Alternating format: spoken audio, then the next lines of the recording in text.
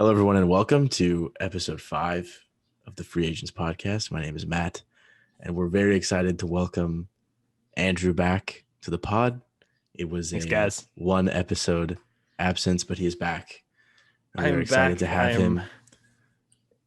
At 50% capacity, but I'm here ready to help the team win. He pushes through injuries. He plays through it. It's playoff time. Exactly, and we can appreciate that. So some quick updates on our end. This is the second Sunday edition, and we think this would be a good time to focus on our free agent aspects. You know, the fact that we are unemployed, at least for the most part, not a much full-time position. And we would like to talk about our struggles in finding work, because I think that is an interesting storytelling element of this podcast. And I think that it would be fun to kind of document our journey as we try to gain employment. And we can kind of look back at this as an archive saying, oh, like I remember when, I was stressed about this and I wanted to talk about it on the Sunday edition. So we might go a little bit longer today, but I hope that you'll stick with us. Skip to X period of time if you don't care about this stuff at all, and we're going to start talking about sports. So we'll put a timestamp in the description where you can just skip to, or just run it at double speed. It depends on how interesting you think our lives are. A little something for everyone. Yeah. However, to start, Andrew, well, you have your Sunday edition free agent question. However, I think we'd like to see what came out of your chest this past week. Well, it was great because when the doctor, when the doctor came out and gave it to my parents, she gave it in this bag, which it's like one of those like Safeway produce bags, first of all, which was like, I was like, oh, okay. So it wasn't as glamorous as I thought it would be. Were you expecting them to like gift wrap it? I mean, she told us it was going to come in like this red bag, like a biohazard bag or whatever. So I was expecting something more fancy than just that. Yeah, I understand. But here it is. This is the bar that was in me. Wow. I was under my sternum. So this is the bracket that comes off. This is the bracket that they think they tied it down to my ribs. So that was up against my rib cage, and then this was underneath the rib cage on the sternum side. That's wild. That's pretty big. So it's really, here's the thing though. I thought it was going to be bigger. Like I got it and I was like, this is, I thought this part was going to be thicker. I thought it was going to be like that tall.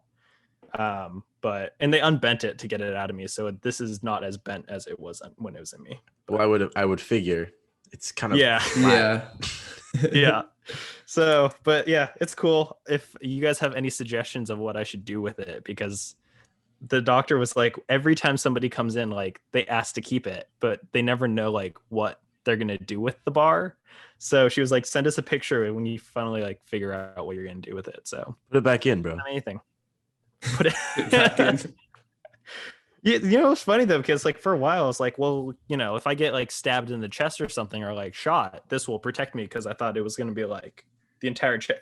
It's so small. Like if I got stabbed, this wouldn't do a damn thing. Like unless it was like perfectly on there, perfectly right on it. But like, yeah. And then everyone thought it was going to come back to me like all bloody, like they wouldn't clean it, which was another problem. Who's everyone here? All right, it's time to pivot. It's time to pivot. Yeah, that's fair. I'm getting queasy right now. Bloody rod. Yeah, but if anybody has any suggestions of what I should do with the bar, please let me know. I'm open to all and any suggestions. So. I'll have something for you on Tuesday. I appreciate it. Gotcha, brother. I was thinking putting it in with my diploma, like frame it inside the diploma on the bottom. Making it like a hanger. Or just making like a coat rack or something. Yeah, exactly. All right, Andrew, let's hit us with your Sunday gossip, your Sunday career. Well, I'm happy to announce that I am about to start an internship with CSM for the summer. So part-time internship buys me three months or so of time to actually find a full-time. Thank you.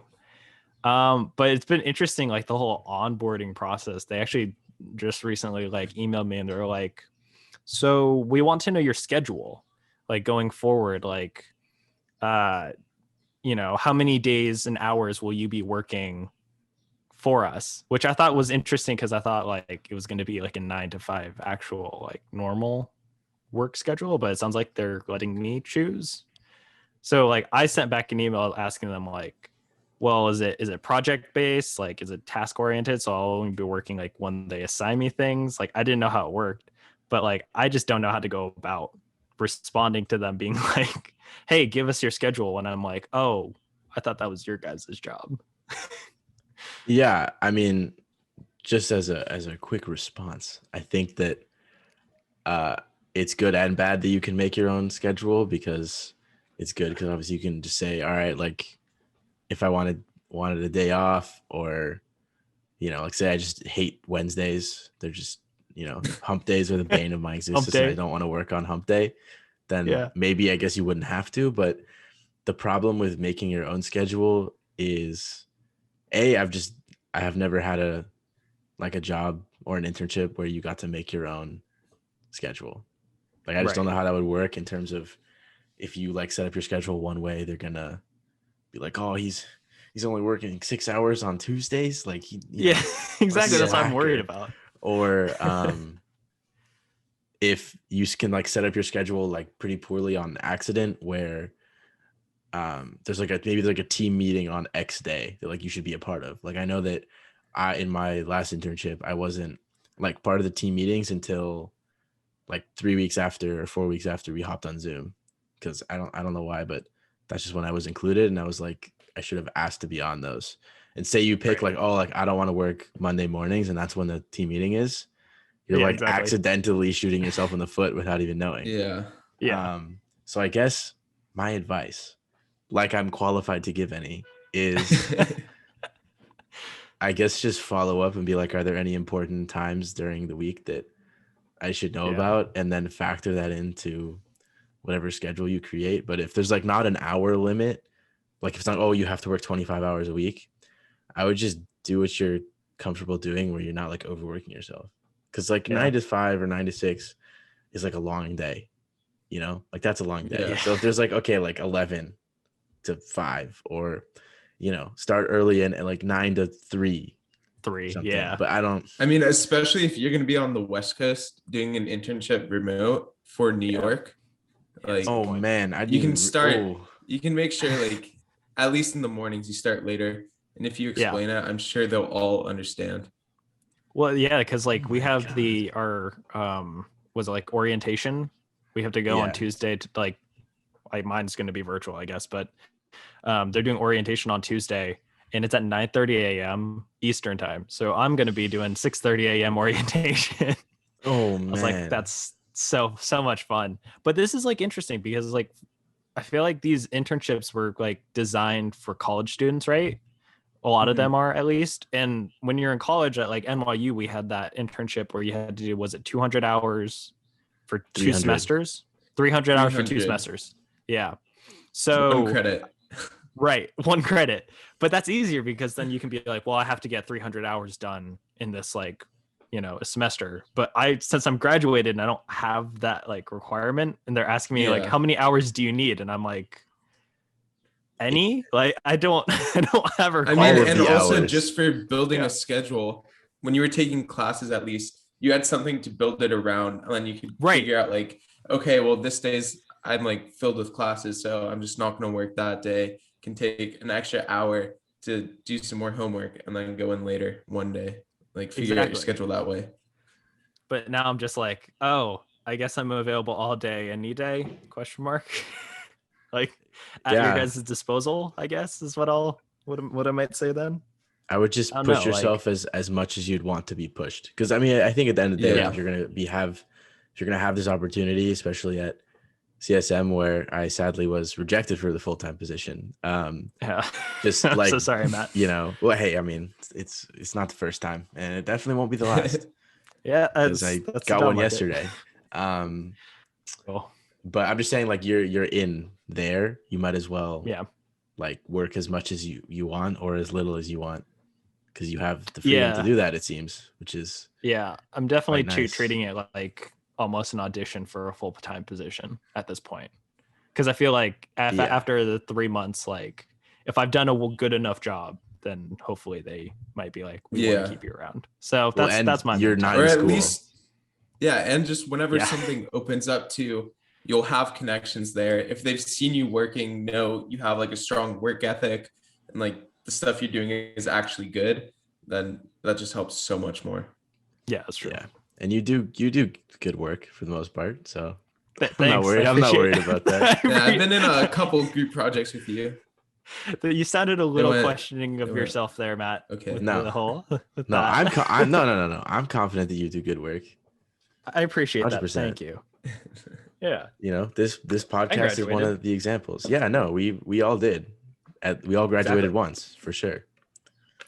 At least. I guess I can talk about my little quandary that I'm facing.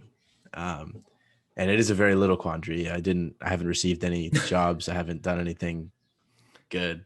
You know, I'm just kind of existing on a plane right now. Not the flying plane, like the geometric plane. The geometric plane.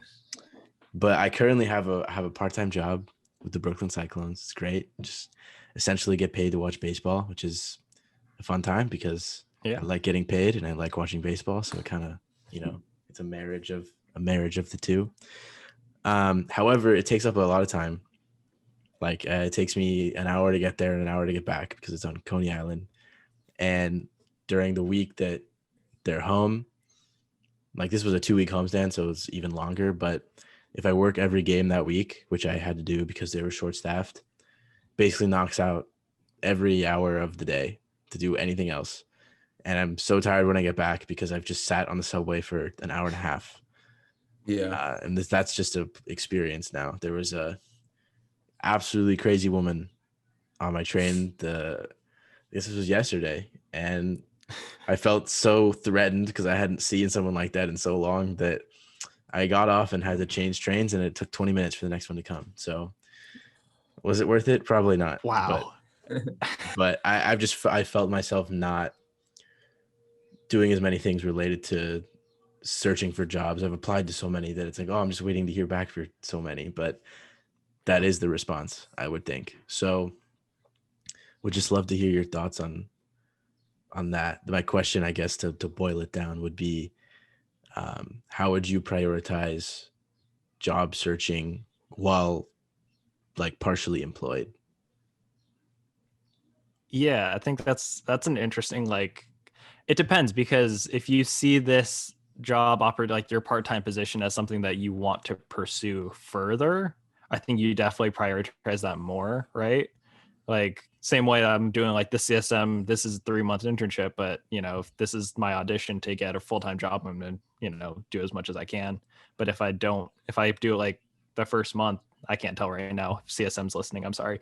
But like if I do it for the first month, then I'm like, okay, this isn't what I want to do. I mean, I will start looking at other places, and that will take up some of my time. So I think it's like a balance of, so I think of like, what do you really want to do with your career after that? So yeah, no, that's a really good point. Because I mean, I'm sure you guys have been told this too, but I've been told in interviews, like half of it, yes, you're getting interviewed, but you also want to see if like the company would be a good fit for you too, and if you would actually want to work there, start your career there. And just another thing is, while you're building this experience that you have, I think you should just be reaching out to people, as many connections as you can make. You don't know who they know. So even if they can't directly help you, they can put you in contact with someone who might have a great opportunity. I have so much survivor's guilt when reaching out to people. I just feel like I'm bothering them constantly. So I'll take that thought. But regarding like whether or not there's a full-time or whatever with this, like it's not. There's no upward mobility. It's just like an independent contractor. I'm technically not even employed by the Cyclones. I'm employed by Major League Baseball Advanced Media, and I'm contracted by the Cyclones through them. So it's truly like as part-time can get, in the sense that I'm an independent contractor that just gets renewed every year for the season. So, I mean, I'd have a job from, I guess, next year from April to September, which is, you know, all well and good, but they don't play every day. And it's not I don't get paid for the full time that I spend because I don't get my transport comped. So You know, it's a fun time. They don't pay for your transport? No, they do not. Well, I haven't asked, but I don't think they will because they don't pay for people's gas for the people that drive. Oh. So I would assume that they wouldn't buy me a pay subway for your card. subway ticket. Yeah. Yeah. They're not it's not like at the Jets where I was not getting paid and paying to commute out there where it's kind of at least you're getting paid. Rocking a hard place situation. Going off of what Brand said though, like maybe you could put out feelers over there and see, ask people who are working over there if they've got anything that you could possibly, connect, anybody they know that you could possibly connect with, whether that be in Major League Baseball or somewhere else. Yeah, I mean, I'll definitely do that. Now I'm starting to get comfortable again. I'm still so shy, sometimes. Yeah. But I've been there for like 3 weeks now. I do feel like it is hard just approaching people and like trying to ask them for help in a way where it doesn't seem like you're just trying to use them. 100%. Well, that's like the hardest part. Yeah, 100%. that's. I always feel bad about like I remember my dad, like the first time, I think it was like sophomore year, he was like, you need to reach out to this person. And I was like, but like, he's busy. Like, I'm just a wee sophomore. Yeah. I was like, it's fine. And he was like, no. Like you need to do that. But I struggle with that mentality of like, oh, hey, by the way, what do you have for me? Like, yeah, a little bit of a strong ask. We'll feel better about it once we all realize that we're not bothering anyone.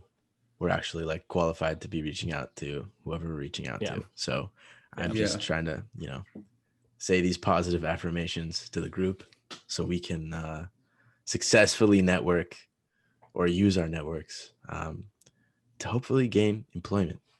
But we shall one connection see. At a time. Yeah, for real. And then Brandon we had talked about a big question in our pre-pod meeting. So if you want to pose that. I mean, just as we're all looking for jobs, I'm sure with these applications, we've all had a similar question.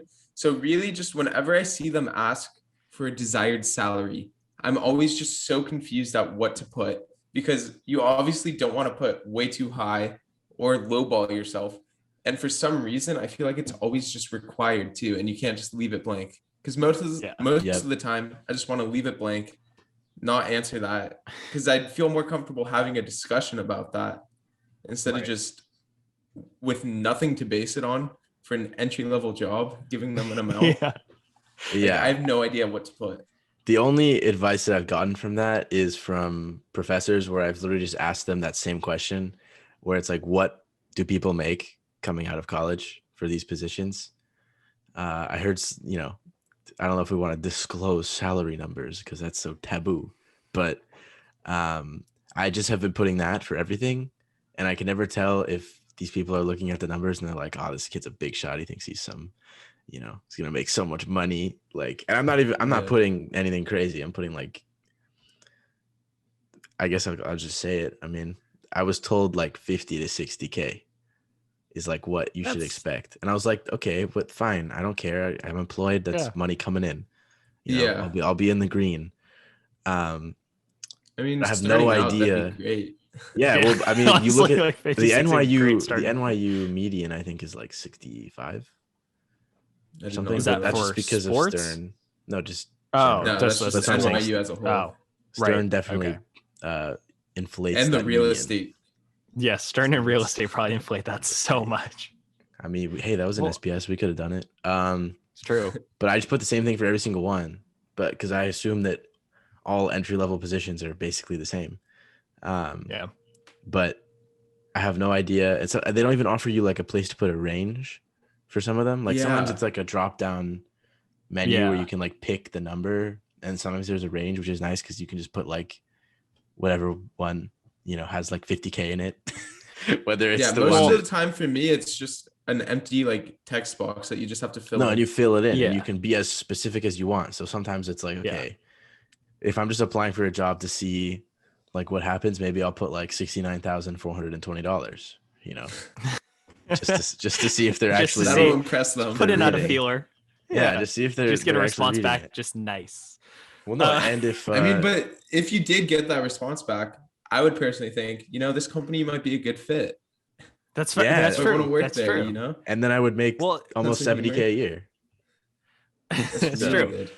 Well, whenever it's the sliders, like I know that because on some of the ones that I was applying on, like you just go like all the way to 0 on the low end and then all the way to the max on the other one. And then that's like a undecided, I guess, is like how they read that. And then you can negotiate it if you get any sort of response back from them. Not that I have, but Interesting. Yeah. that might have been my downfall. I don't know. But yeah, that's hard for me. It's hard to like, because when you're coming into an entry level position, you never want to be like, oh yeah, I'm worth this much. You don't want to oversell yourself.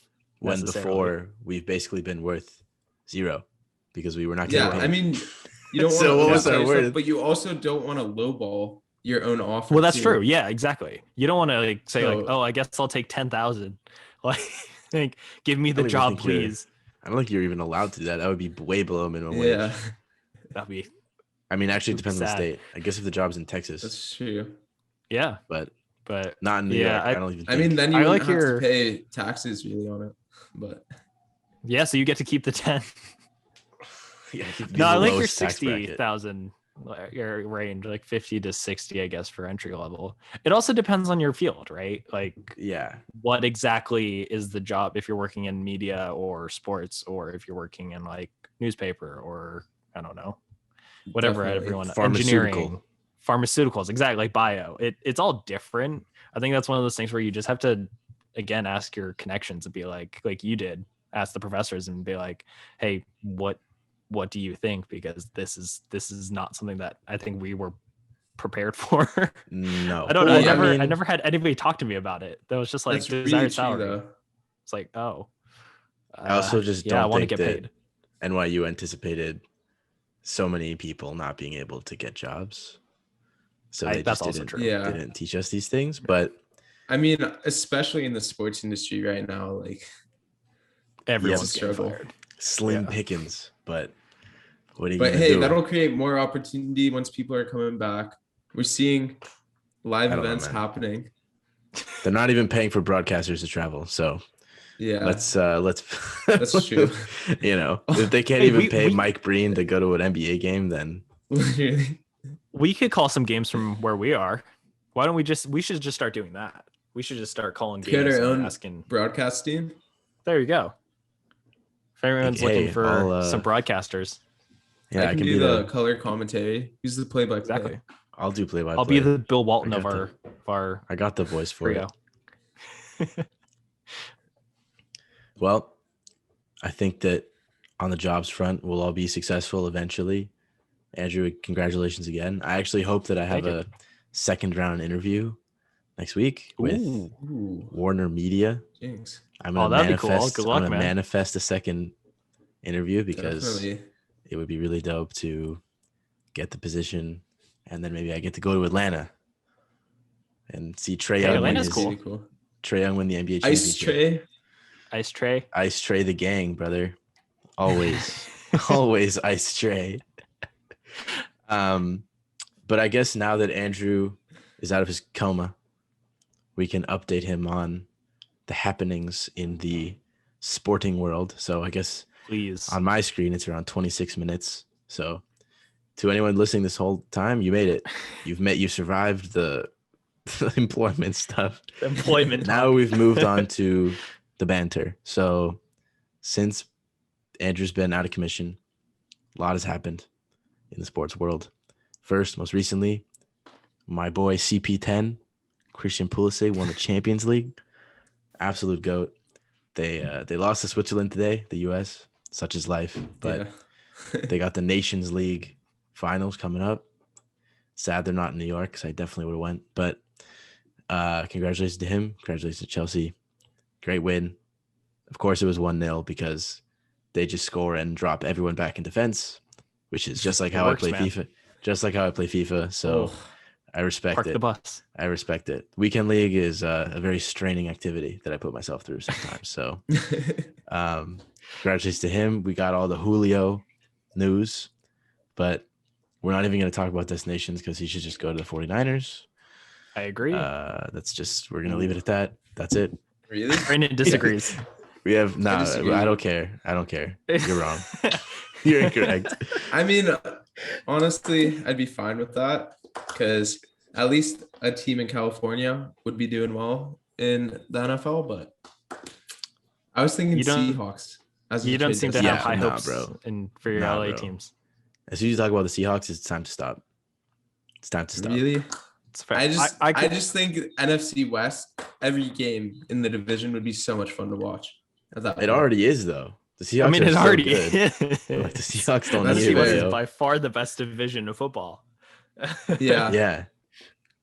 And like the Rams are even good now. Like they got Stafford. Like they're nice. Stafford. Yeah, nice upgrade. So and then just to quickly touch on the NBA playoffs, I'm sure you're updated on those, but Celtics are going to lose tonight because they don't have Kemba and they don't have Robert Williams. So that series is over. Time Lord. You're doubting Jason Tatum. Jimmy Butler game to play. Got swept. He did. The Bubble Boys were no match for Giannis. No match. But actually, really quickly, do you think that the Bucks will have a chance against the Nets? Oh yeah, the Celtics beat the Nets, and the Bucks are way better than the Celtics. Yeah. No, I'm thinking like that's going to be a really good series. I think the Bucks. I could easily see that series going 7. Yep. So especially just I don't know, Drew Holiday. Yeah. Severely underrated the whole time. Such an underrated player. You can just see already how much of a difference there is with this Bucks team. Yeah. He's the point guard, man. Like the best defensive guard. Quick question. Against the Nets, who should Drew Holiday defend? That's a tough. good question. I would probably say Harden because he's more of a threat as a shooter. So you want to either like push him off the line and make him pass. And like Kyrie's not as good as in a spot up role. But you can pick either one of them. I don't think it matters. As long as he has one of those two, then they're going to be in a good spot. Because Kyrie has been playing not very well as the third guy. Yeah. Which makes sense because I think his whole career he's been number 2 or number 1. And he has the ball in his hands and he's, putting the sauce on everyone. But now he's kind of relegated to like corner sitting and like drive and kick. And like I don't think that that's his game. It's an adjustment for him. As long as Drew stays healthy, I think the Bucks will be fine. I think that's a very competitive series. And just seeing KD versus Giannis, I'm hoping that goes 7 games because that's just gonna be unbelievable. Just theater. Yeah. Unbelievable theater. Yeah. We need that. We really do. I'm trying to think. Sixers, no match for the Wizards are no match for the Sixers. And I don't know who the Sixers are going to play next, but I don't think it's going to be very close. Whoever they play. I mean, Hawks or Knicks. Yeah, who cares? At this point, it's probably going to be the Hawks. Yeah. Yeah, the Knicks. Probably. Julius Randle, love him to death, but he just cannot handle the double teams. And it's Ben okay. Simmons This is lockdown Trae Young though. No. No. Trae Young is not. No, it's not because of his defense that they're winning. It's because he's having like 25 a game. Also, Andrew. I will say this is. Oh well, going just one more thing about that is like this is as angry as New York Knicks fans will be about how their team has been in this series. This is actually good for you guys. I'm just letting all the Knicks fans out there know this is good because Julius Randle needs to learn how to play in that postseason where they're going to be double teaming him for the rest of his career. You don't learn how to win. You need that. You learn how to lose. It's true. You got to lose one. Also, speaking of learning how to lose, Jake McGee just gave up a 2-run home run in the 9th inning, so it's 5-4. This is live as it's happening, so I love it. Periodically be checking. I love hearing the Giants bullpen blowing another game. But speaking of the Giants bullpen blowing a game, there was quite a game that happened on Friday night. So upset about this. So yeah, I think it was Friday. I watched it on my TV at like 1:30 in the morning. I saw it live, all of the happenings. Andrew apparently did not. So I haven't heard the story, and I'd very much like to hear it. Yeah, I'm excited to hear this. So it's like the 7th inning, right? I'm watching the game, and it's a good game. It's back and forth, right? And Steven Duggar's up to bat, and he swings, and right as he swings, my TV cuts out. And I don't know what's happening. So I'm like trying to like reset all this stuff. And by the time I'm like I'm in the middle of resetting everything, I get an alert, and it was he hit a two-run home run. I think it was on Friday to get the lead. Might have just been a solo, but he hit a home run. Doesn't matter. Off of Bueller. Yeah, he hit a home run right on that swing. And I was like, oh great, I missed that. So I'm trying to get like my internet, like Comcast up again, trying to get so I can watch this stupid game, and it's not working. And what turns out happening is Mike Tauchman robs Albert Pujols of a walk-off home run, and then the Giants win it in extras, and I'm like, oh, I just missed the best game of the year. And then the internet didn't come back until like 2 a.m. or no 2 p.m. the next day. So I had nothing to do because like again, I'm recovering, right? So I couldn't move out of my bed. So that was like my only source of entertainment was my TV. Gosh. I couldn't do anything. I just went to bed. I was so mad. So I missed the best Giants game of the year, which is awesome. Hey, my apologies. No, brother. I didn't miss it. I watched the first 7 innings and then missed the best part of the game. So, I think Duggar hit a 2-run double. Yeah. That might have been that might have been it. Whatever it was Duggar's big hit that gave him the lead, and I was like, oh, this is awesome. Like, just gonna miss everything. That's exciting about. Posey had a home run in the 8th. Maybe it was that. Posey had a 3-run home run. No, you missed that too. Duggar. I missed the Posey home run for sure. Because I don't remember. You missed it all, and I apologize. I missed everything. For that. But to be honest, like as someone who watched it, it was not good for my heart. I was pressed. I was very pressed. You know what though? I would rather be pressed than bored though. I was so bored. Yeah. When you put it like that, I can't argue with that. Yeah. But Brandon seems to be 100. Also, the Giants just won, so. Oh, good. Thank God. That was sus for no reason. Goodness. Brandon is undefeated with his betting picks. So that is true. If anyone took his advice, but we don't. Again, I didn't even take my own advice. It's all hypothetical, as we've been. I mean, at this point, I'm going to start taking your advice because you're more right than any of us have been. Yeah, I mean, no, I was undefeated. I was undefeated for the play-in. Let's not. Come on. Yeah, I didn't do too well on that. Sports hates me. All right, but going on, I'll give you guys my pick. So Brandon's locks, they're 3-0 so far. We're looking to continue the streak. So Game 7s in the Stanley Cup playoffs are amazing, as we all know. Tomorrow night, we have one with the Toronto Maple Leafs versus the Montreal Canadiens. So I really think it's a safe bet, actually, to take the Maple Leafs. They're minus 215 at home to win. Overall, Toronto has a better team with more veteran leadership, which can really make the difference in a Game 7. Toronto has also outshot Montreal in every single game in the series. Head-to-head this season, Toronto is 10-5-1 against Montreal. And because the Maple Leafs are minus 215, I recommend taking the over for the total on this game, which is set at 5.5 goals. I really think the over is an easy pick for this because in a Game 7 with everything on the line, if one of the teams is up, the other team's going to pull their goalie, which then just leads to more goals. You'll at least get an empty net goal, maybe tie it up, send it to overtime. So recommend taking the Maple Leafs and the over. Great pick. I love that pick. I have two things.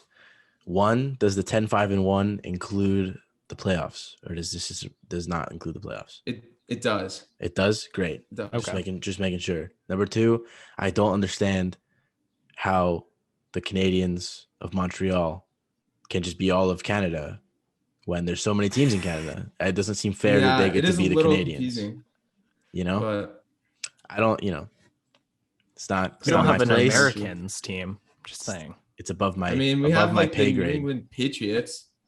It's kind of like the Americans, but yeah, it's not like Canadians. And I guess New England isn't a place; it's like a region. There's like a state called New England, so I guess it makes sense. No, but then right. There's the Golden State Warriors. But names are silly is the thing that we're trying to say. Names are stupid, especially in titles. Names? Huh? What'd you say, Brandon? I said, why do we even have names, What? Well, then we couldn't tell anyone apart, and I don't think that would be good. We I'm don't sure- need names. Just No. from now on, just call me Jersey. I don't know. Don't That's give me a that's name. just name call then. me just call You me just named unemployed. yourself. That's all you need Call to me know. unemployed. Just call us That's all free you agents. need to know. There you go. We are And with that, collectively the free agents. Yeah. collectively free agents. However, individually, we are unemployed. With that, I think that just about does it. So we'll see you on Tuesday for the next episode. Maybe we'll have guests. Maybe we won't. We'll see how we're feeling. But Andrew's back. We hope that you enjoyed the more employment heavy. If anyone's listening and has a job, please give that to us. Please help us. We're begging. Well, not Andrew, because he's got something. But Brandon and I, beggars. we're big chilling. Andrew's So- just with his internship. We're happy that Andrew is back, and we look forward to seeing you guys again on Tuesday. Yeah. See you guys on Tuesday.